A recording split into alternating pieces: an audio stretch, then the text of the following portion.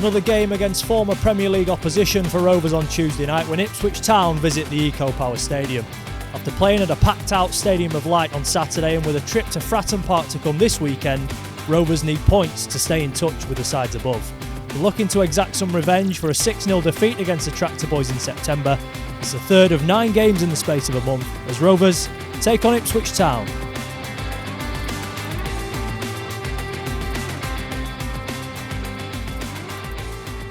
Hello, welcome back to the Eco Power Stadium for the latest edition of the Inside Rovers pre-match show. Joining me to look ahead to Tuesday night's game against Ipswich Town, editor of the Doncaster Free Press, Liam Hoden, and current head of operations at the Doncaster Rovers Training Centre, and of course, former Rovers goalkeeper, Jan Butts. Jan, welcome to the show. How are things? Thank you very much. Yeah, very good. Thank you. How are you?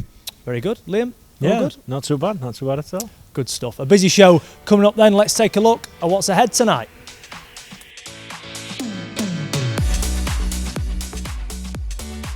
Jan talks us through the pathway from the training centre through to the academy. As part of the EFL's Youth Development Week, we look at some of the brightest young stars to pull on a Rovers shirt in recent years. Lewis Jones discusses his own route into establishing himself in the first team. Gary McSheffrey discusses a busy February schedule. And we look ahead to a visit from Ipswich.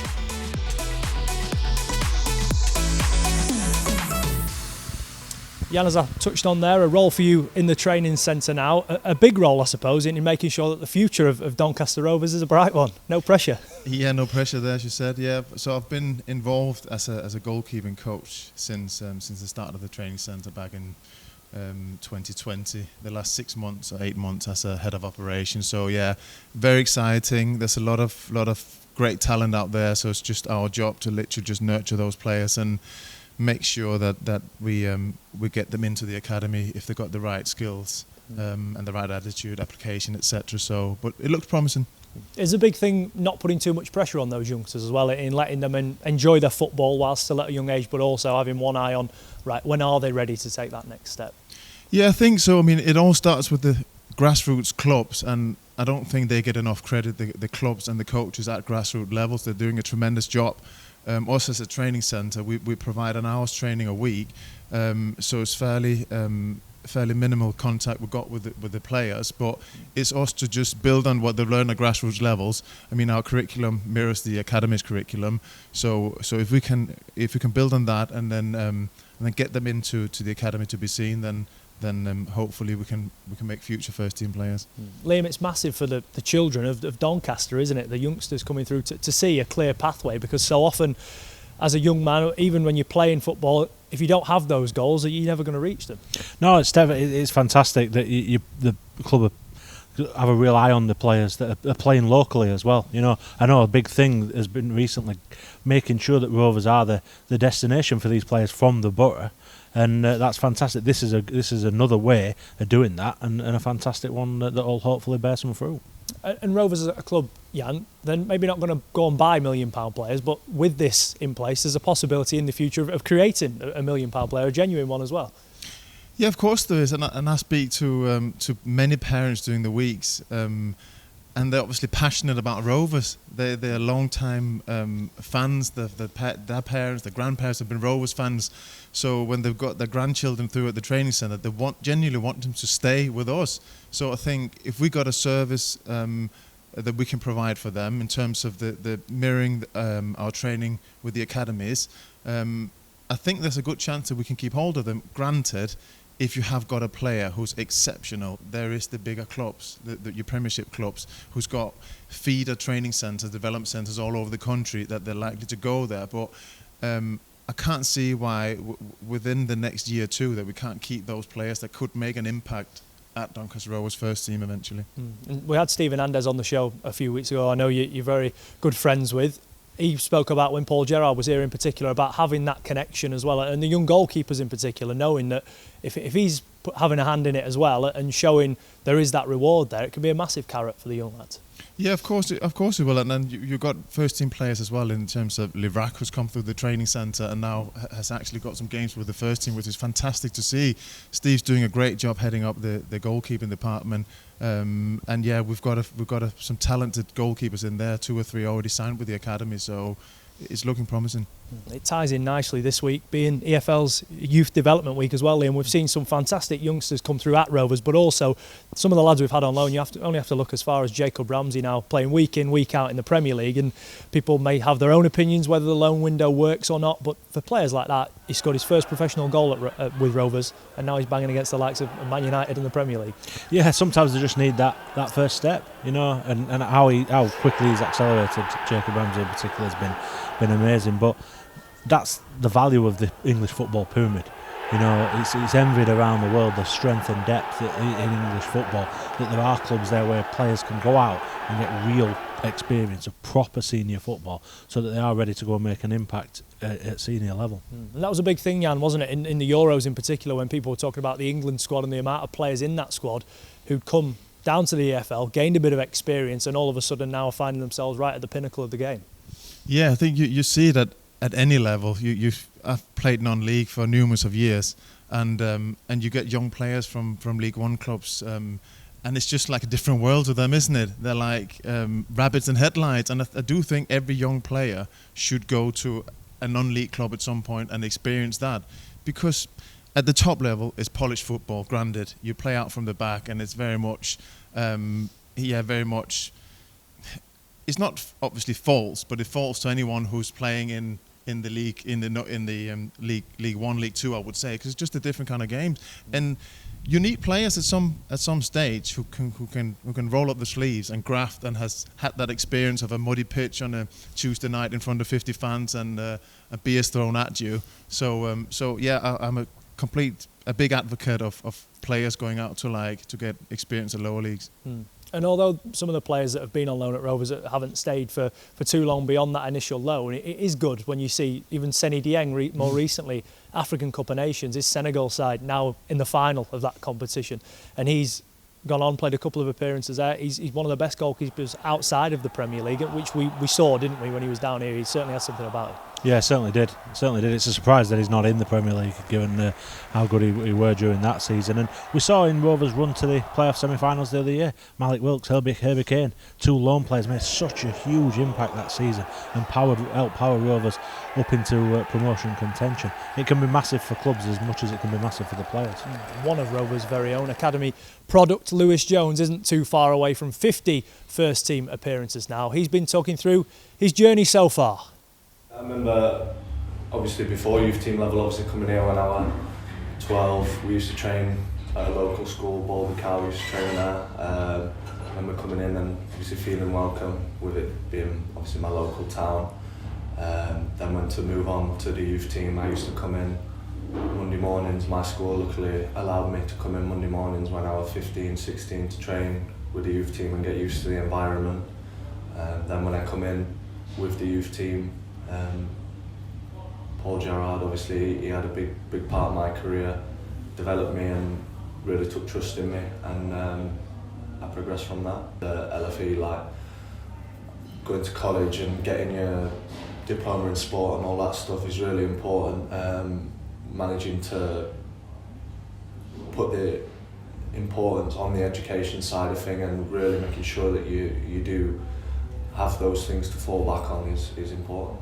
Is it good to have that balance as well, the fact that you're not constantly thinking about football, you have a little bit of a break from it and something else to focus on? Yeah, definitely. I think it's good, especially in the youth team days, because you get to have that day where you come out from football with the lads and you can build more of a friendship with them in terms of, obviously on the pitch and stuff you want to win and you're playing football with your teammates, but then you leave and you go to college and it's a different aspect of building a relationship with them. I mean, I think I was on the bench for like 60, 70 games before I made my debut, which is obviously a long time. Obviously it gives you a massive chance to watch the team and see the system that they're playing. You get to see your roles and responsibilities, and when you're out training, you know what's required of you on a match day, so you can work on those things throughout the week. And because you're not playing, it gives you time to do extras and really nail on what you need to. Approaching that 50 appearance mark for Rovers, how proud an achievement will that be when you reach that? Yeah, massive for me. Like I say, I want to play as many games as I possibly can, so 50 is a milestone, and then hopefully get to 100 and keep going from there. Liam, since he broke into the team at the end of last season, Lewis has seen a lot of games, hasn't he? Doing it a little bit tough at the moment, obviously taken out for the Rotherham game on Tuesday night, but I suppose that's the process you go through as a young goalkeeper, finding your way in the game. Yeah, you certainly do, and Gary McJeffrey's set him a task of responding to it and improving in the areas that Gary's mentioned. He did that before, Lewis. You know, he finished last season in the net. He looked like being number one through the summer, but then, you know, he dropped out of that position, but he fought his way back in and he really improved. He improved in a lot of areas, and that's what he's got to do now as well.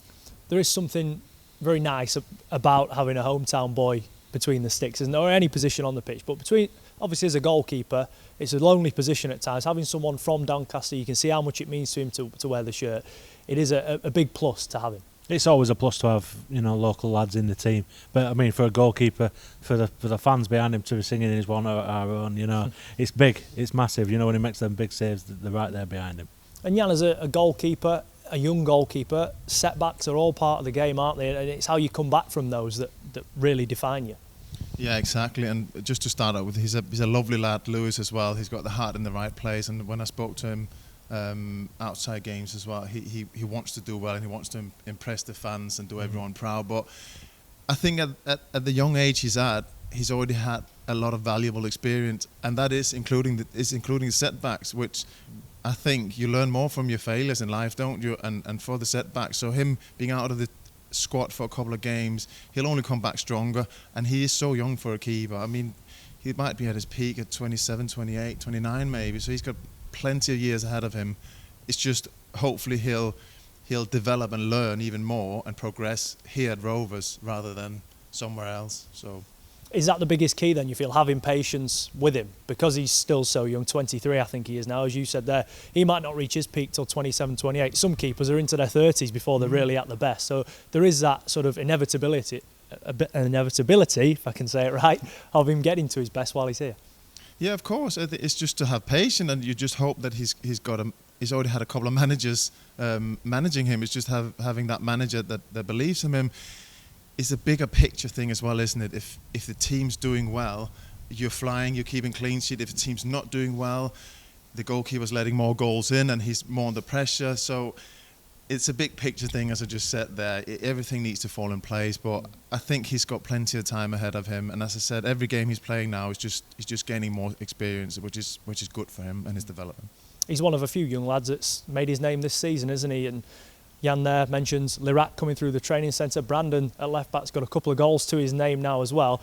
These young lads have been thrown in when it has been difficult, and such a valuable learning experience. Even if it doesn't seem like it now, when they look back in 2 or 3 years' time, they'll really think, I probably needed that, in fairness.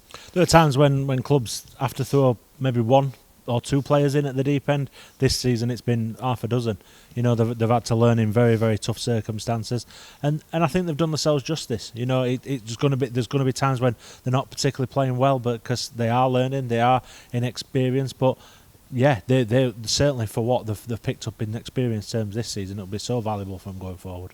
Even more of the Rovers youth team were involved with the first team back in November in the Papa John's Trophy tie at Scunthorpe United. Here's another chance to get to know them a little bit more.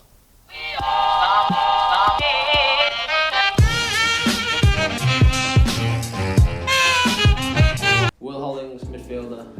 Tom Parkinson, and I'm an attacker. I'm Jack Whiting and I'm a defender. Well, Tom Kaleo, I'm a attacker. Alex Warney, striker. Definitely not Tom Parkinson. Zoom in on them. What we say, Whiting, Jack, yeah. Jack's got some nice ones. Yeah, probably Jack. Yeah. Ooh, there's some really dry shoes in this one. You know what? Warmey's for getting slated. I'm going to give it to Warmey's white vapor maxes just for that. They're terrible, but I'm going to give them. Come on, mate. Out of football. Bro, he's been wearing them. As He's been wearing them for 2 years. As you know, in general. Out of It football. can't be well. Out of football. In general, it's maybe don't like, you know. It's either Jack or Tom. Best shoes. I'd have to go with Jack Whiting, but if it wasn't in here, I would go Scats. Worst dress. Tom Parkinson again. Yeah, he has checkered jeans.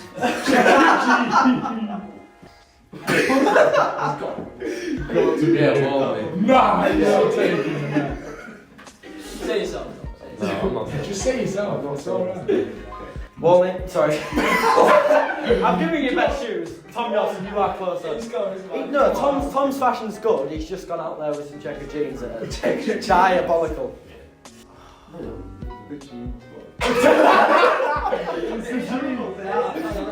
We're stressed. Oh, we all know the answer. It has to be Tom Parker, doesn't it?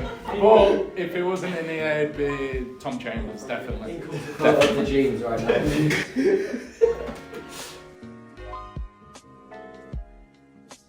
Alec, come on, just give us a show, Alec. Come on. Get it, Alec. Everything on me. Yes, I'm sorry. Look, Can we zoom in on the skin with no face? Give it a 360. Zoom in on the skin with no face. I mean, I'm trying to be nice, and I want to pick someone else, but it is that bad that it has to be him, doesn't it? Yeah, it has to be. I know the answer. Yeah. Definitely. Not Chavez. You know what? I'll go for myself. Yeah. I'll go for myself. Why not? I'll go for myself. Liam, it really was a valuable experience for those young lads as well. The game against Scunthorpe, Tavonga obviously got the start and an assist, and plenty of them on the bench as well. But just the day and night as a whole, I suppose, being given a squad number, being on the team coach with the rest of the experienced professionals, and then going home the next day and telling all the mates about it. Yeah, it'd be massive. You know, that'll be a night that they remember for an awful long time. And obviously Tavonga in particular, it made a, you know, people have their opinions on the Papa John's Trophy, but I love it for the fact that you do often get to see lads that you've not seen before, or certainly at senior level. So seeing Tavonga and the impact he made, you know, he had a good game that night, and yeah, it's good to see. And Jan, whether they make one senior appearance or 101, they've still got that night forever now. Nobody can take that away from them. Yeah, of course, and it's a ruthless business football, and making it to even just that one game of professional football, only 0.05% does that. So it takes a lot of luck involved to get to that stage. So yeah, so he'll cherish that forever for sure. Of course, it has been a packed February schedule for Rovers and the manager, Gary McSheffrey, but he says his players simply have to be ready for every hurdle they come across. How will you kind of, if I say, treat this response? It's 3 points regardless, isn't it? Tuesday you'd have thought you'd have lost 10 points rather than just come away with nothing, whereas today 3 points is 3 points. Yeah, every game's 3 points. Obviously, local derby's about pride, about putting your foot in, and I didn't think we turned up at the start and the end of the game. We had opportunities to nail players early on, and we didn't, and then players ended up being a threat. I said today as well, silent this crowd. Someone's got to go and put hard tackles in, firm tackles in, and Corey Evans puts one in on Rio early on and gets the crowd going, and that's, our players have got to recognise things like that, do it in the right way, but you've got to turn up and not be a soft touch. Can it be a springboard though for the next few weeks? Hopefully, it's about now how we recover and taking that confidence into Tuesday. Really, another difficult game. We know we've got loads more. Every game's difficult, but the big teams that we all knew we had a real tough February, end of Jan and the whole of February, and we're 4 in and we're 2 wins. So you'd have offered me that before the MK Dons game against the 4 teams we've just played. I'd have snapped your hands off, because we could have been unbeaten and only took 4 points if we draw against everyone. So, we snap your hands off at 1 win in 2 from now to the end of the season. Liam, it is a challenging period, but simply every team is going through it at the minute, and the fact that Gary McSheffrey has brought plenty of bodies in January, some more look like they might be on their way back very shortly. The hope is that Rovers can make themselves as close as possible to the teams above for the business end of the campaign. Yeah, it could have been a whole lot tougher given the sort of size of the squad and the availability of players earlier on in the season. The 8 that have come in January will be massive for this period. Obviously, it'd be tough anyway given the demands of Saturday, Tuesday every week. But it also happens to be a run against the very best teams in the division as well. So incredibly tough for Rovers. Yeah, of course, Rovers had Rotherham last Tuesday, they faced Sunderland on Saturday. They now go against Ipswich and Portsmouth in a matter of 4 days. I mean, that as a schedule is as tough as it gets at this level. Yeah, I can't really remember a period when it has been so intense against the best teams in the division, you know. But, you know, these are the games where they've kind of got to prove it. As Gary McSheffrey said last week in the build-up to the Sunderland game, that he would rather have had that as a game to bounce back in than one against the team around him. You know, you know full well that you've got to be up for it. So hopefully this run will inspire Rovers. And if you are going to pick up results, Jan, what better way to do it than against some of the best teams in the league? Yeah, of course. As we just mentioned there, it's an extremely tough period of games, but I think you've got enough players in the squad and within the management who's experienced tough periods and been in these situations before. So hopefully the young lads in the squad can draw on that, and I'm sure and I'm hopeful that they'll pull through it and get some results over the next couple of weeks. And Ipswich, the next test then, another former Premier League team. Back when you were with Rovers, you might get the odd sprinkling one or two massive teams like that in League One. Now it's half a division full of them, isn't it? Yeah, it's just extremely tough. I was just about to say I'm glad I'm not playing, but I actually wish I was playing. There's no easy game, whatever level, but yeah, to be in the position Rovers in at the minute and then to come up against 4 massive teams like that, it's going to be tough, but I think that some of the players will cherish that. Sometimes when you play against the Sunderlands and the Ipswiches, you get that little bit of extra motivation because you want to prove to yourself, to your teammates, your family, the fans that actually I can do this against better teams. So fingers crossed we'll get a few points. When Ipswich hammered Rovers in September, Liam, everybody thought that was the start of their big run, if you like, under Paul Cook. They've since got rid of the manager. Kieran McKenna's come in a little bit untried and untested. Fair to say that Ipswich have been slightly underwhelming this season, a fair few points still off the playoffs. Given all the signings they made, it's not quite got rolling as they would have hoped. Yeah, as you said, you thought at that period that was them coming into life, and it's not particularly happened as consistently as what they would have liked. There were always going to be massive expectation on them, given the sort of business that they'd done. They were sort of marked out as favourites due to the amount of money that they'd spent. So yeah, they have been. I would say they have been disappointing, but you know, it's a tough division. It's a very, very tough division. We've seen from the likes of Wickham and Rotherham that organisation and knowing and being drilled in what you do is probably more important than anything else, more important than the money that you spend. So it's not always the answer, but you know, expect them to be right up there pushing for that playoff spot all the way.